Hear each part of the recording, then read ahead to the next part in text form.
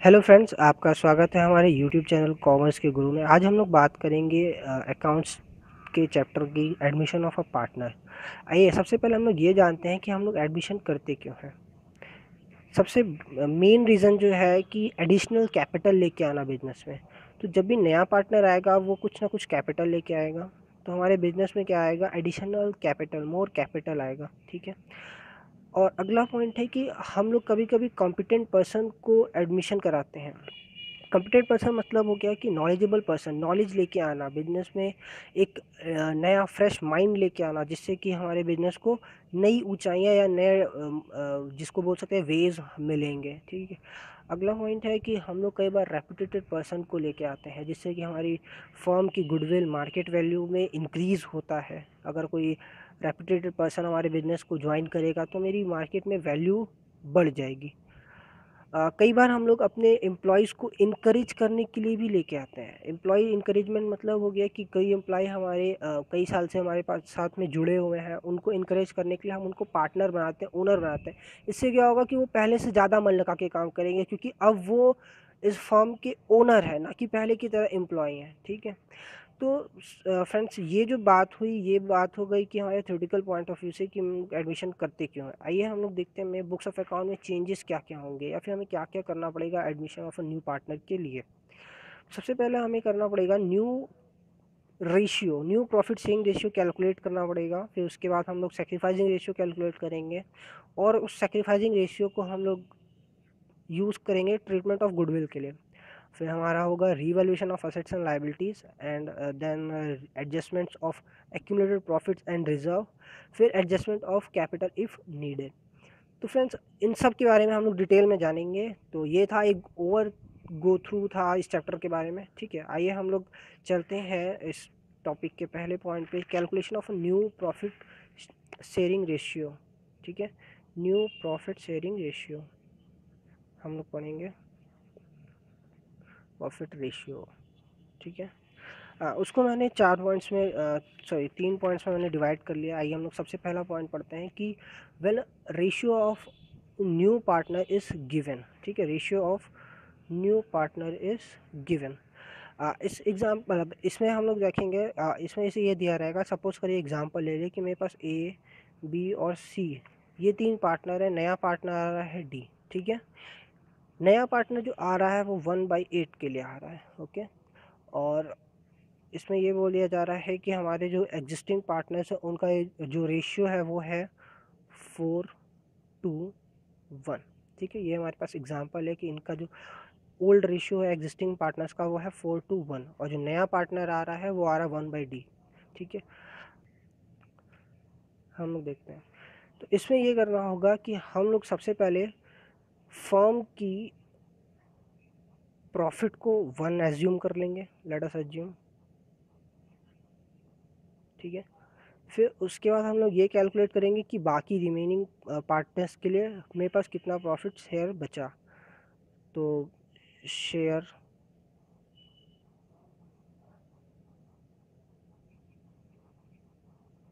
Remaining for A, B and C. तो 1 है मेरे फर्म का। अगर हम लोग पूरा नए वाले पार्टनर को 1/8 दे देते हैं तो मेरे पास जो बचेगा वो बचेगा कुछ ये। हाँ सर, तो मेरे पास जो बच गया वो बच गया 7/8। ठीक है। अब जो एग्जिस्टिंग पार्टनर्स हैं ये आपस में इस 7/8 को किस रेशो में एक्वायर कर लेंगे, 4:2:1, जो मेरा ओल्ड रेशियो है। ठीक है। तो आइए हम लोग डिस्ट्रीब्यूट करते हैं। सबसे पहले ए को देंगे ए शेयर। क्या है भाई, उसको मिलना किस में से है, 7/8 में से मिलेगा। क्या मिलेगा, 4/7 पार्ट। तो ये आएगा हमारे पास में, इसको बोल देंगे 4/8। ठीक है। अगला हम लोग निकालेंगे बी का, बीज शेयर। उसके लिए हम लोग करेंगे 7/8 इंटू 2/8। तो आ जाएगा मेरे पास, इसको हम लोग ये करते हैं,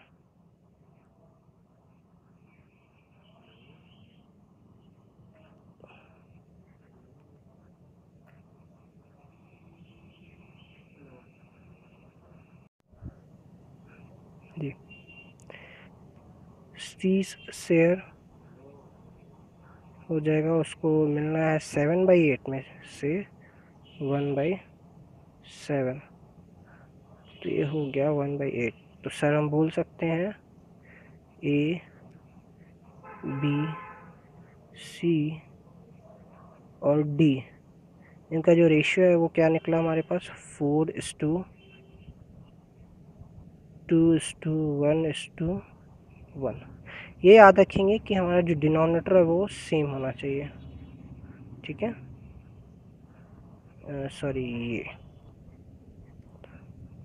आइए हम लोग देखते हैं अगला पार्ट। अगले पार्ट में ये है कि जब नया वाला पार्टनर कुछ जो मतलब अपना शेयर है वो एक्वायर करता है पुराने पार्टनर से कुछ रेशियो में। फॉर एग्जांपल अगर हम बात करें कि मेरे पास जो है ए और बी है, उनका जो रेशियो है 2:1 है, ठीक है। नए पार्टनर हमारा सी आ रहे हैं, वो आ रहे हैं 1/5 के लिए, ठीक है। और इन्होंने ये बोल दिया कि जो 1/5 है ये ए और बी से एक्वायर कर रहे हैं इन 3:2, ठीक है। तो ये हम लोग निकालेंगे इस तरीके से। सबसे पहले हम लोग ये निकालेंगे कि भाई 1/5 जो ले रहे हैं सी, वो ए और बी से 3:2 में ले रहे हैं। तो हम लोग सबसे पहले ये निकालें कि ए और बी का सेक्रीफाइस कितना है। सबसे पहले हम लोग निकालें एज सेक्रीफाइस फॉर सी। ए को मिलेगा कितना, 1/5, उसमें से ए का कितना पार्ट है, 3/5। तो सी को मिलेगा 1/5 और उसमें से ए कितना सेक्रीफाइस करेगा उसके लिए, 3/5। तो आइए हम लोग ये निकालते हैं, 3/15 ये हो गया मेरा ए का सेक्रीफाइस किसके लिए, सी के लिए। उसी तरह हम लोग बी का भी निकालेंगे, बी सेक्रीफाइस फॉर सी। ए को मिलेगा 1/5, उसमें से सी कितना देगा, सॉरी बी कितना देगा, 2/5। तो ये आ जाएगा आपका 2/15, सॉरी यहाँ 25 होगा, ओके। तो मेरे पास आ गए ए और बी के सेक्रीफाइस। अब हम लोग ये निकालें कि भाई ए और बी के पास बचा कितना। तो सीधी सी बात है भाई, एज न्यू शेयर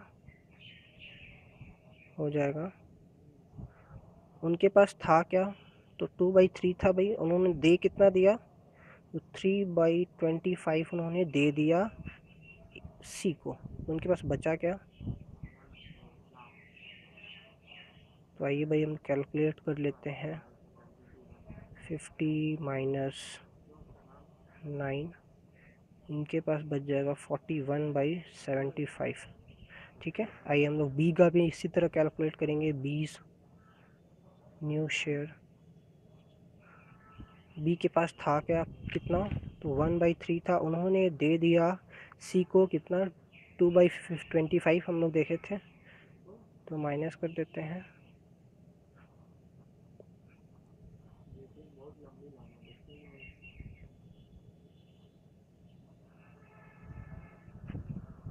ये हो जाएगा 19/75, ठीक है।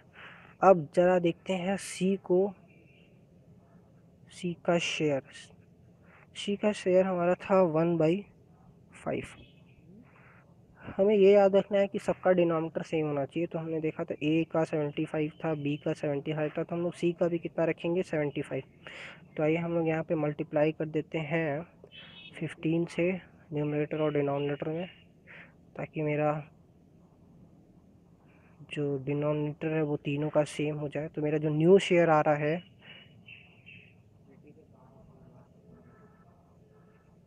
ये आ रहा है ए बी सी 41:19:15, ठीक है। तो ये हो गया मेरा ए बी सी का न्यू शेयर, जब हमारा नया पार्टनर अपना शेयर किसी रेशियो में एक्वायर करे एग्जिस्टिंग पार्टनर से, ठीक है। वो इक्वली भी हो सकता है।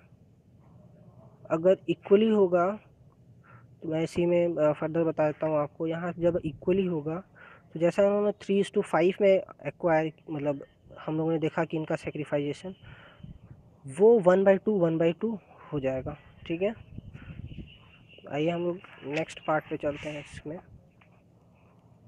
हाँ, तो इसमें हम लोग देखेंगे कि जब कोई नया कोई ओल्ड पार्टनर अपनी शेयर में से या अपने शेयर में का कुछ पार्ट आने वाले पार्टनर को, न्यू पार्टनर को देगा। ठीक है, तो इसको हमने दो पार्ट में बता दिया है। एक पार्ट है आपका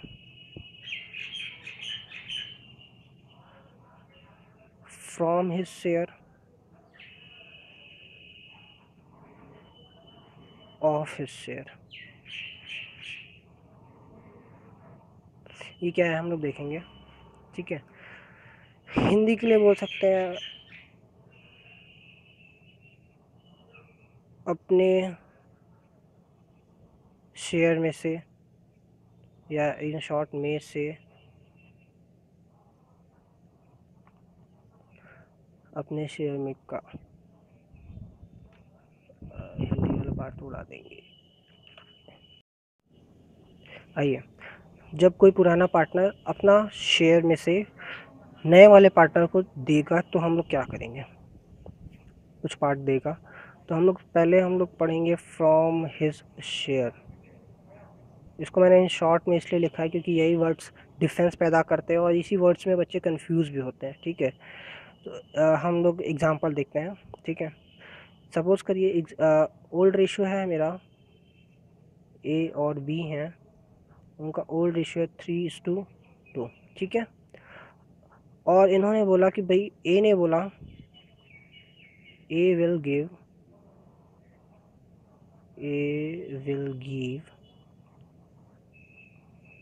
1/10 from his share to C। C से पूछा गया भाई आप क्या दोगे, तो उन्होंने बोला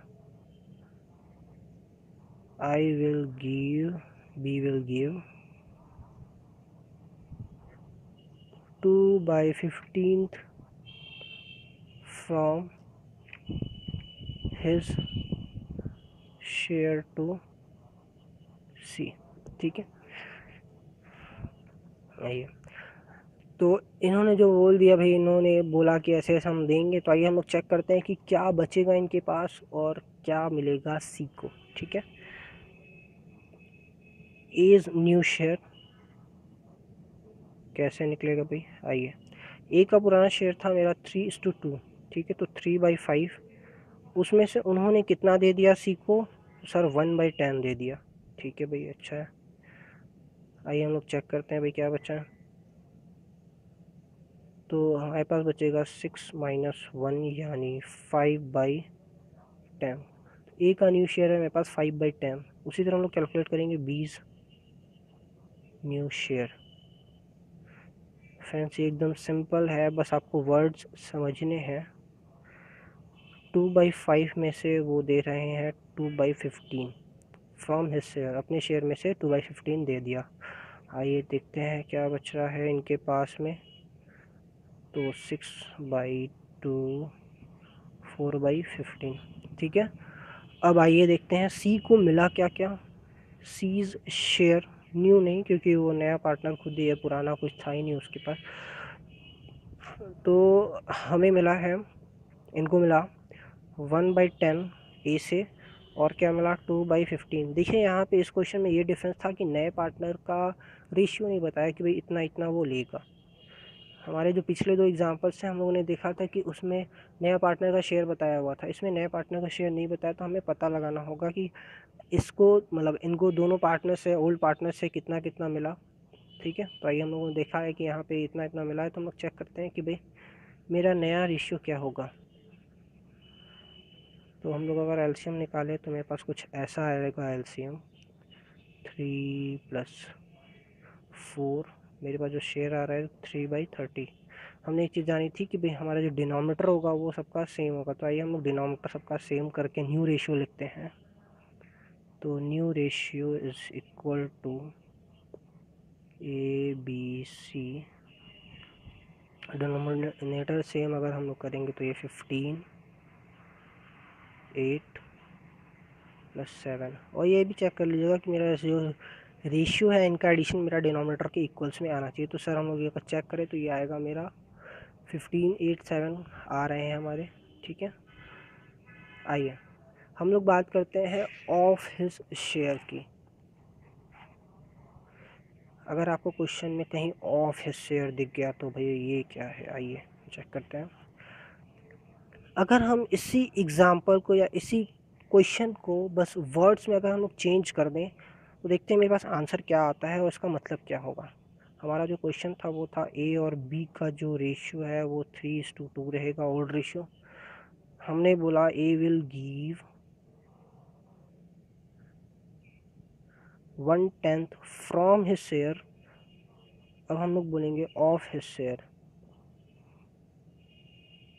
ठीक है। 2C लिख लेते हैं भाई, बी विल गिव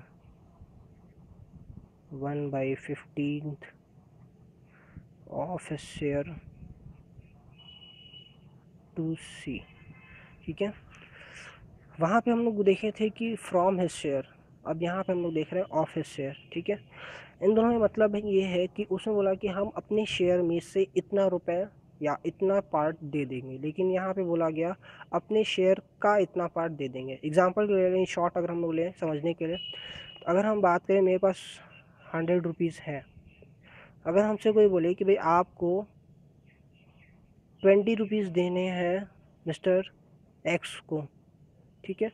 और कोई बोले कि आपको अपने पास जितने भी हैं आपके पास पैसे उसमें का 1/5 देना है एक्स को, तो अगर हम 1/5 निकालें तो कितना हो जाएगा, ऐसे ही निकालेंगे 20, ठीक है। तो कहने का मतलब ये है कि बस वर्डिंग में चेंजेस हैं और करना कुछ नहीं है, मेथड कोई अलग नहीं है, सारी चीज़ें सेम है, बस वर्डिंग में डिफरेंस है। अगर ऑफ हिज शेयर बोलता है मतलब अपने शेयर का इतना पार्ट हम देंगे, ठीक है। तो आइए हम लोग देखते हैं इसी को हम लोग इस तरीके से समझेंगे कैसे हम लोग करेंगे। एज सेक्रीफाइस, देख तो ले कितना देगा, यहाँ तो हमको पार्ट में बता दिया। अब अमाउंट में देखा जाए तो इसी में हम लोग इस एग्जांपल में अगर हम लोग देखें हमें पार्ट में बता दिया कि 1/10 देना है। आइए हम लोग देखते हैं रेशियो में कितना होगा। एज सेक्रीफाइस फॉर सी, अपने शेयर का 1/10, ठीक है। अपना शेयर है कितना, तो 3/5 है, उसका 1/10 मतलब 3/5 इंटू 1/10। हम लोग इसको काट कर छोटा भी करेंगे, मतलब डिनोमिनेटर को एज इट इज़ लिखते जाएंगे, ठीक है। उसका क्या होगा बेनिफिट हम लोग देखेंगे। बी सेक्रीफाइस फॉर सी, कितना दे रहा है वो, उसके पास है कितना 2/5 है, ठीक है। अपने शेयर का 1/15 दे रहा है, तो 1/5 जैसे एग्जांपल में हम लोगों ने लिया था उसी तरह हम लोग यहाँ पे मल्टीप्लाई करते हैं। तो ये हो जाएगा मेरा 2/75, ठीक है। आइए अब हम लोग चेक करें कि इनके पास बचा कितना। इज न्यू शेयर था कितना भाई, और उन्होंने दे कितना दिया 3/50, तो इनके पास बचा 27/50, ठीक है। 30 - 3 27, एंड बीज न्यू शेयर निकालेंगे इस तरह से 2/5 माइनस 2/75, ये हो जाएगा कुछ इस तरीके से। 75 डिनोमिनेटर में रखेंगे, 5 से डिवाइड करेंगे 15, 15 टू 2, तो ये 28 हो जाएंगे, ठीक है। अब देखा जाए कि सी को कितना मिल रहा है। सी न्यू शेयर कितना है भाई, कितना कितना मिला हम लोग अगर ये ऐड कर दें, मतलब 3/50 ए से मिला, 2/75 उसको बी से मिला, ठीक है। फिर से हम लोग यहाँ पे याद दिलाएंगे आपको कि मेरा मतलब पार्टनर का, न्यू पार्टनर का रेशियो नहीं बताया गया है, यहाँ पे कैलकुलेट करना पड़ेगा। ठीक है, आइए हम लोग देखते हैं क्या क्या मिला उसको। 3/50 प्लस 2/75।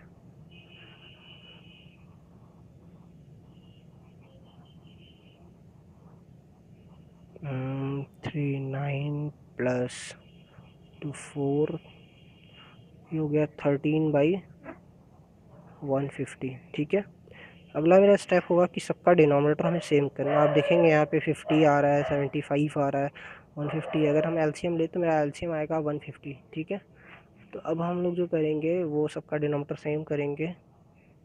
यहाँ लिखेंगे new share of A, B और सी। ठीक है, इस तरीके से हो जाएगा।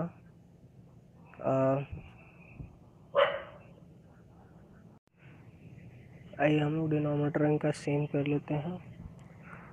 उसके लिए हमको 27 को मल्टीप्लाई करना पड़ेगा 3 से, तो ये आएगा कुछ इतना 81/2। और 28 को मल्टीप्लाई करना पड़ेगा 2 से, तो ये आएगा समथिंग 56। और मेरे पास ये 13 है ही। अगर आप ऐड करेंगे इसको तो आपको मिलेगा 150। इसका मतलब हमारा जो आंसर है वो सही है।